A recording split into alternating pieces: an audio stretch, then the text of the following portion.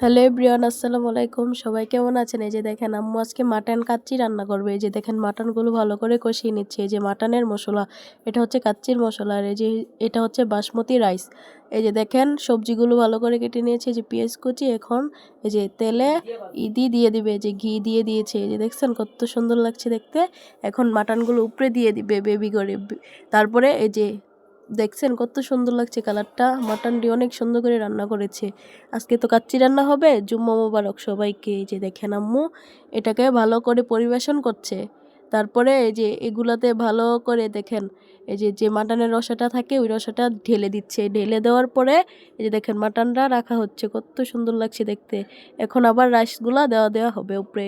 তারপরে এই যে সবজিগুলো দিবে। দেখছেন কত সুন্দর লাগছে। তারপরে মাটনের এই যে রসা ছিল তাই দিয়ে দিয়েছে। এই যে দেখেন আবার সবজি দিবে।